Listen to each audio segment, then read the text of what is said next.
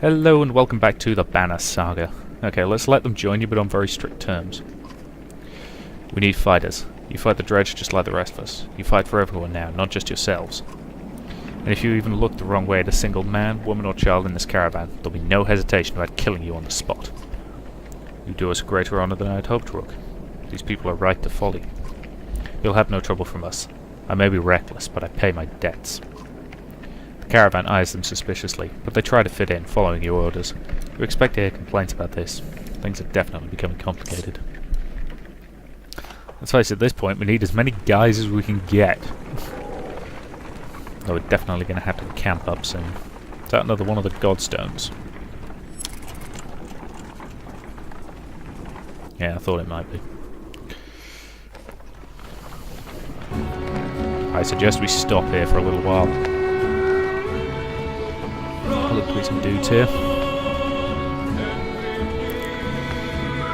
Yeah, the supply situation is buggered, frankly. You find a surprising number of people camped out at the Godstone. They've been here quite a while, ever since the sun stopped. Apparently they think Rodmar, the sun god, has come back, and they're worshipping him despite the bleak environment. They welcome the caravan, mingling and swapping stories with the others while you rest. They have almost nothing valuable to trade. The leader approaches and offers to let you join their tribute. Ask what this tribute involves. Gullinfree, he says, showing you a golden liquid in a silver bowl. He places some of it in his chest, which almost sounds like it's sizzling, and explains through clenched teeth that it's a gift from the sun god. An oil that burns like the sun and lets them see things clearly. Let's see if anyone in the caravan is interested. Not surprisingly, you find no takers. You wonder how devoted you have to be to go for it yourself. Let's inspect the Godstone. Nobody can really agree on what Rodmir looked like, as fond as he was of his own isolation. He never directly contacted humanity. Most think he was a serpent that lived in the sun, and it's not uncommon to hear speak of the tail of the great creature slipping through the thin clouds on a sunny day. Rodmir was always one of the lucky gods, the kind of people thanked for good weather, healthy livestock, and good harvest. Despite all that, the biggest mystery has always been how his Godstone can be found at the bottom of a dried-out lake. After some rest, you continue on. The sun god worshippers are keen to stay, so you pack your things and return to the road. Another Godstone.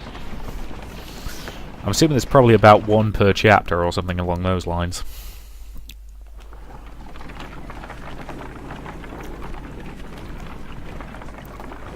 Okay, the morale situation's becoming problematic. Okay, morale sucks. We need to camp and rest for a couple of days.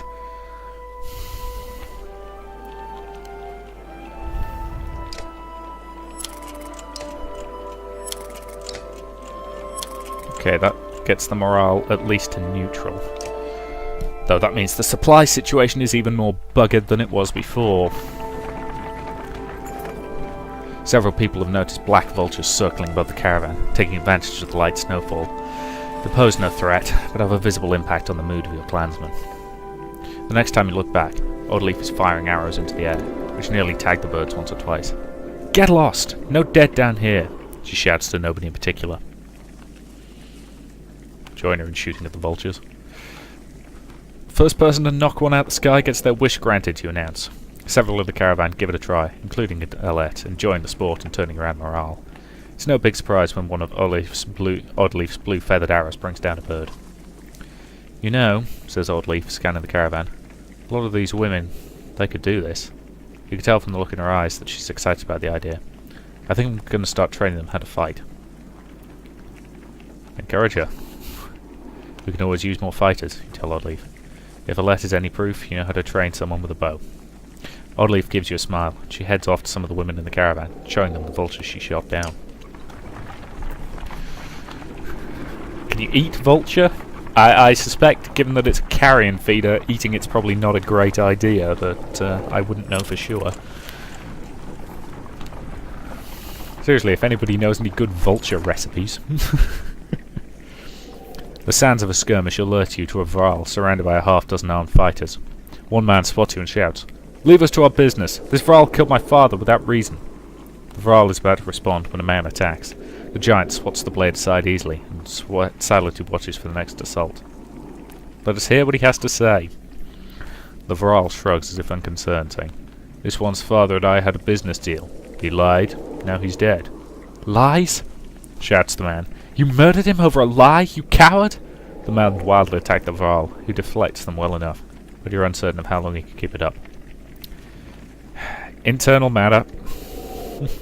You quickly decide this minor scuffle between man and Varl is not worth the caravan's precious time, none of your business besides. The warriors return with you, some more reluctantly than others. Not sure why we actually gained renown for that, we didn't do a damn thing, but... oh god, we're dead. Unless we suddenly come across a massive cache of supplies in the next 5 days, we're dead. I have no idea what happens in this game if you run out of supplies.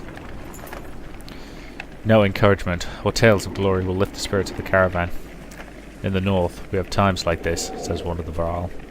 The other giants grin, raising tankards and horns of mead. "Skull!" they shout, and make short work of their drinks, explaining that each person takes a drink when someone tells a story that is more miserable than the last. Others join them for the second round, and mead is passed your way. Yeah, let's get drunk with them.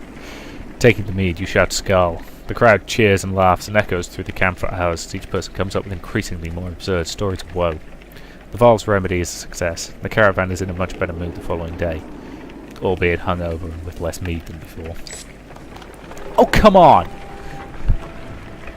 Okay, we'd better make it there in the next couple of days or we're in serious trouble. Wormtow was never the kind of place someone would build a town. Fittingly, the Varl living here aren't known for welcoming visitors with open arms. Christ, we could not have cut that any closer, could we? Oh boy. The Varl find you before you see them. Not surprising with this many people behind you. With weapons drawn, they demand to know why you're here, but back down when Ivor tells them he's come to see someone named Kremer. Can I please buy some more supplies? Well, I'll be damned. Kremer, it's been a long time. Yeah, so it has. What brings Yavnar to Wormtow with his very own village of humans? Bad news. Dredge coming down from the north. We barely made it this far. That is dire news. Come, we have food. We'll discuss more in the mead house. As you follow the old Varl into their meager town, you catch him quietly saying, "If it were anyone else." I've talked with the warriors here. I'll be honest with you. Half want to go north and find out what happened at Blotsbagar. Some think we should go to Grofheim instead. None of them are very happy that you're here. What do you think? If I had it my way, I'd stay here and let the dredge come. But you made this problem, didn't you? We can't feed this many people for long, even if they don't eat much. This is a Varl town, and we take care of ourselves. You've got women, children. We could pitch in, make this place livable. Doesn't work like that. The Varl are here to get away from civilization, not make one. It's Kremer's call. There won't be dredge here, too. Don't worry. If there's one thing we should do, it's tell the Jormungandr what's going on. Who's Jormungandr? Varl King. Well, as close to one as we have, anyway. Ragnar, where did you find these people? Stay here and rest. But once yours is ready to go, we do. I'm going to see off those who want to head north. But I'll join you to Grofheim. More travel. Oh no, we've already come so far. Stop the pouting, girlie. Even if Jormungandr won't listen to a tired old Varl like me, I have a feeling they'll pay attention to your friend Ragnar here. They'll listen to Ivor? Huh? Hasn't he told you? No, of course he hasn't. Do what you need to, but don't be long. Okay, let's start with the market. Charm of the Wandering Mind.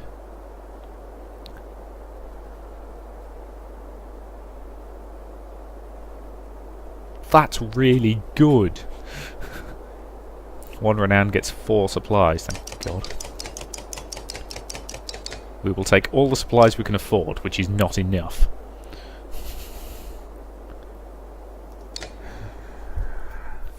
Because we're all kinds of broke at the moment. On the plus side, we've at least got a few more guys. Take you out, put you in. War leader. And your special ability is Forge Ahead.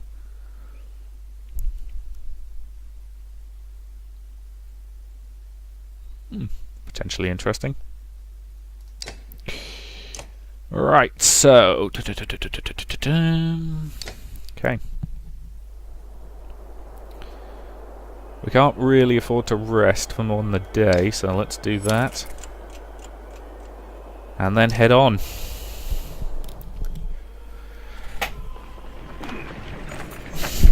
Grofheim's quite a few days out, says Krumar. But nothing's worse than crossing the wastes, I imagine. If there's any way you might be safe from dredge, it's there. You steel yourself for another long march, and half the town of Wormtoe joins you. So we've gained a bunch of Varl, and oh, thank God some supplies. If they turned up without any bloody supplies, we'd have been totally screwed. The morale situation still sucks. A gaunt man and woman approach the caravan, hands held high. A word, friends? The man says. We're poor farmers down on our luck. The woman hits him and says, we're outlaws, plain and simple. 10 of us, and we'll help you in a fight for some food up front. Join us, but you'll be watched. The two quickly shuffle to a supply wagon as 8 more bandits emerge from the wilderness. They gorge themselves on salted fish and cheese, taking time to thank everyone. After eating, they politely keep to themselves. Okay, so we lost some supplies, but we've gained a few more guys.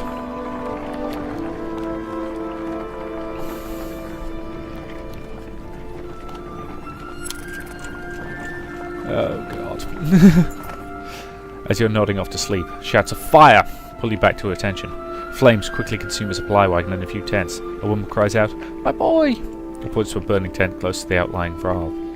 2 of the giants are motionless, staring at the spreading fire with terror in their eyes. Bollocks, we kinda need those supplies, but get the peasants to put out the fires. You look away from the petrified Varl and rush to help the others dip blankets into water barrels to combat the fire. When the flames seem under control, you're able to retrieve the coughing boy. The ashamed Vrall retreat further from the camp, while peasants count the lost supplies. What in the depths was that about? You mutter to yourself. Something about the fire, Oddleif tells him. I've heard of this before. They don't like it. Doesn't change what happened, you think to yourself. Okay, are these events random, incidentally, or do they always crop up in a specific order? You haven't seen her left for much of the day. When you do find her, she's returning to camp alone from a fair distance away, looking rather sullen. She keeps her eyes on the ground as you approach. Let's sit quietly beside her. I feel like things are changing so quickly, she eventually confides. It's not just that. Everything is going so wrong. We're talking to Ekkel a lot. What's he been telling you? He told me how he and Anef are kin. Ekkel had a sister who married Anef, but she died a long time ago. They've been bound since. But then Anef left without him, just left him behind without a word. That's why he came after us. Let's confirm the story. Eventually, you find Anef back at camp and relate the story. Is that what Ekkel told you? Replies Anef, then he sighs. It's true about his sister. She died of a fever when we were just married. Surprised he opened up like that. So I left him in Frostvalar, he continues. He'd be fine one day, ready to kill his own men the next, and sometimes he would. I'd make the same decision tomorrow.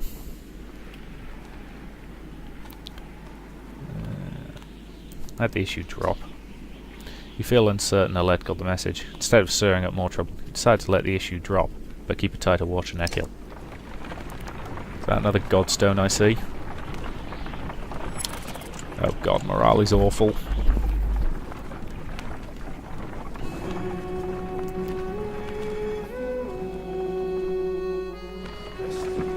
What I need at this point is a couple of good fights to build up some renown.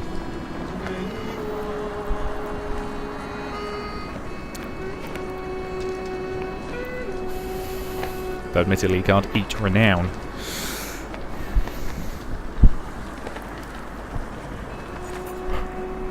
The godstone of Marek looms into view. Upon it carved a great ocean beast. Jagged stones jut out of the snow like shark fins. It's hard to imagine the Nordfelling wastes being filled with water at one time. The godstone stands as a reminder of the vast lake that it used to look across. A blessing! Shouts one of the men in your caravan, holding up what looks like a silver coin. It's a fish scale, he says, pointing out the rainbow pattern that shows in the sunlight. Soon a curious child has found another hiding in the snow, and a third is discovered. Perhaps they'll bring us luck. Over here, and before long the caravan has become obsessed with gathering the shining scales. cut them off after a reasonable amount of time. When you awake to find people still searching through the snow and shrubs, you call it off. We can't spend another day here, you tell them. Be glad for the luck you've found. Let's go before it runs out. They fret and moan, but eventually you get them back on the trail. Because we don't have the supplies to loiter here.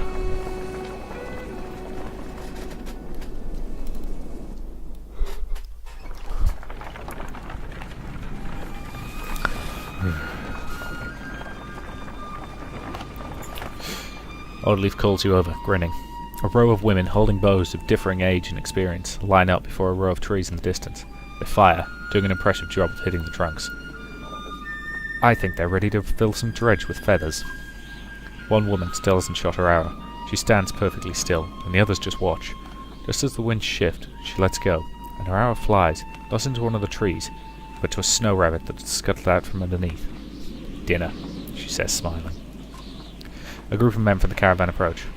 Listen here, says one. Practice all you want. My wife ain't fighting dredge. The other men agree in chorus. We don't want to see a battlefield full of dead wives and daughters. Stand by the women becoming fighters. The men argue their point, but eventually relent. Thanks, said Oddleaf. To be honest, it was harder than I expected, but the more people who can hold their own, the better. The women return to the camp, not just as clansmen, but as fighters. So I've lost... Hang on, I lost 35 clansmen and gained 25 fighters. How does that work? Thieving bastards! You awaken to hear. The small band of outlaws who had previously joined the caravan made off with a substantial number of supplies while everyone slept. The watchman tells you, why in the depths were they allowed to join us to begin with? Oh god. Oh god, we're boned. Everybody's going to start starving to death now. Seriously, what actually happens when you run out of supplies? You hear a whistle on the wind and spot a long line of Varl up ahead, heading towards you.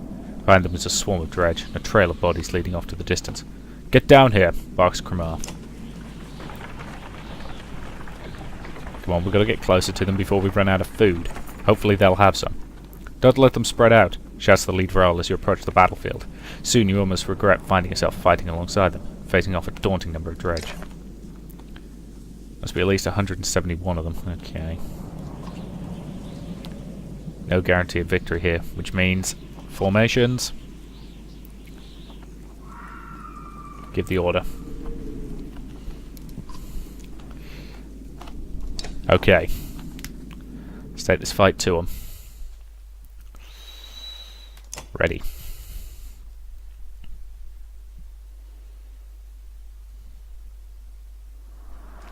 And of course we're getting bloody encircled again. Amazing how much I hate it when the game does this to me.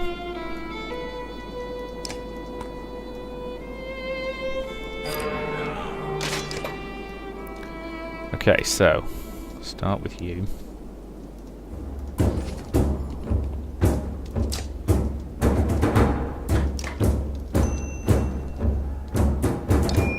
Okay, start by hitting him hard. And you are going to be next.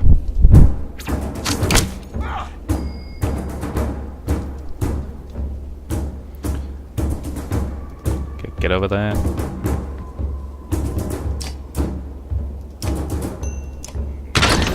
Ooh, critical hit. Never seen a critical hit before. What the hell is that? Purple one. That's new. Okay, strength not too high, but massive shield.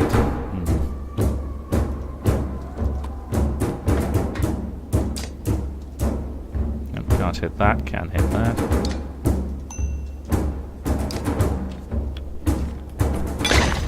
Good hit.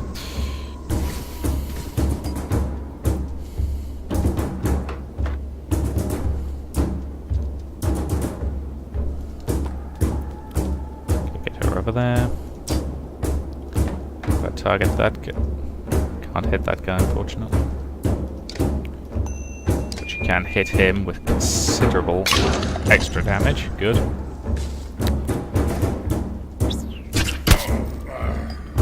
Okay, my shield guy can take that. Put you over there and get you stonewalling. He's running, and he's attempting to summon reinforcements. We've got to take him out before he does that.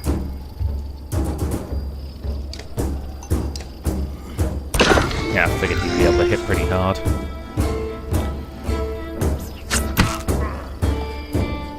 Okay. Get over there. Take him down. Well done.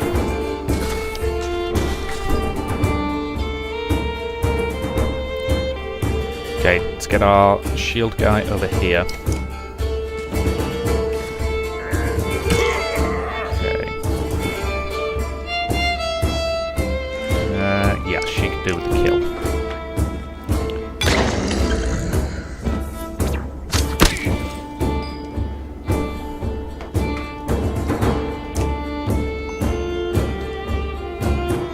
Get her over there, target that slinger. Hit.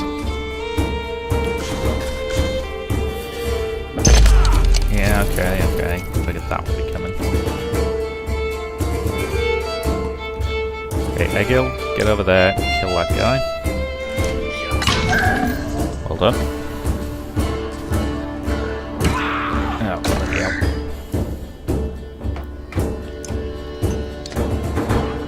Crack his armor.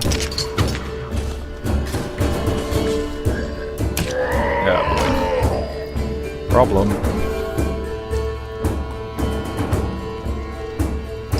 Okay, hit that guy with everything you've got. That's a damn good hit, that was. Okay, he's summoning reinforcements. We've got to take him out now.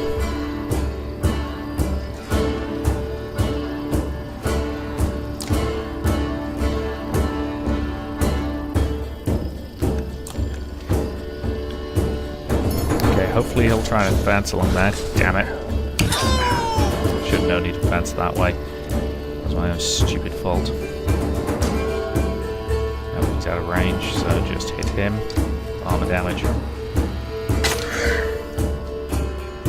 Damn it! I couldn't have taken him out any faster, unfortunately.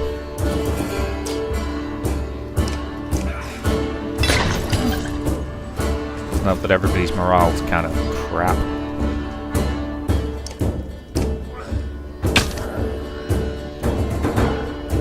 Yep. Knew that was going to happen.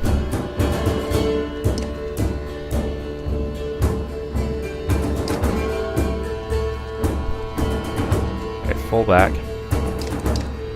Hit that guy with armor damage.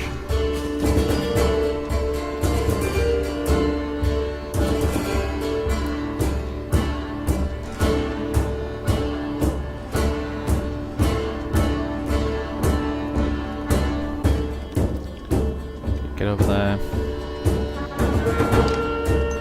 Hit that guy with 4 damage and take him down. Good. Okay, I feel like we should be focusing on this guy.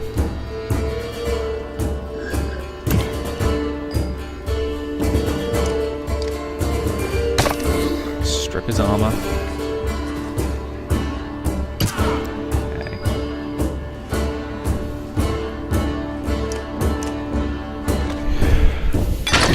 Hit. Now, why on earth does it use... It seems to want to use that attack on its own allies, which to me seems a bit weird. Haha! Nicely done. Okay, getting close. Getting for some shield damage. Oh. God, okay. Right, you should be able to get the kill here. Good. Oh god, okay. Pull back.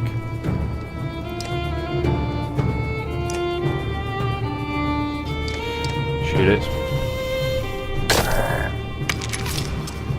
Pull back in the other direction. Shoot it. Getting close. Hit it. And of course it's going after her. She's annoying.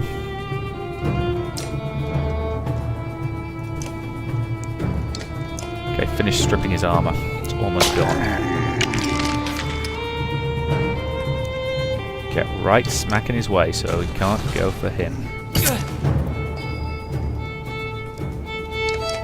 Armor gone.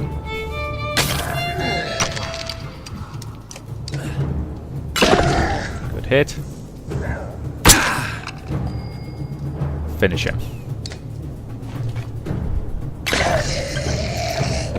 Take a moment to survey the battlefield. Nope, we are pulling back and regrouping because we can't take on any more. Lost a bunch of people, mind.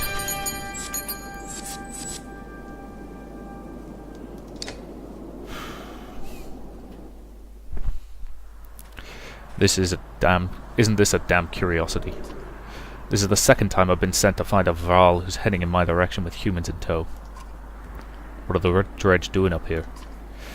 Gods, does nobody know what's going around here? They leveled Grofheim to the ground. We've been losing ground for days. Yeoman does in Einthoff now. They sent me to gather Krumur and the rest from Wormtow when we ran across this bunch of slag. And there's more where they came from. Is this all of all you've got, Krumur? What have you been doing? Eating each other? Many went to Bloodspagar. Are you telling me that Grofheim is completely gone? And Vognir's dead. Slag on her heels. The Varl you sent off north are probably dead. The world's ending. Come on, this is old news. We're gathered in Ironatoft. That's where we need to go right now. Wait. Fassel takes a long moment to look out over the caravan of men, women and children behind you. Not them. Well, we just saved your ass. Little one, you have no idea how many slag I've butchered in the last few weeks. I don't get into fights I can't win. That includes men who invite themselves to Ironatoft. Damn it, Falstaff, who cares about that? What in the depths have happened to Grofheim? Before Falstaff can reply, a low grumble grabs your attention, growing louder by the moment.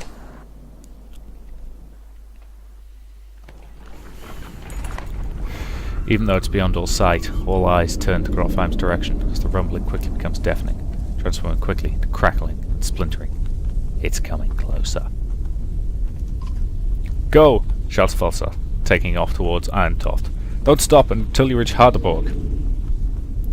Well, that to me seems like a pretty good point to end this video, and say thank you very much for watching, and I'll see you in the next part.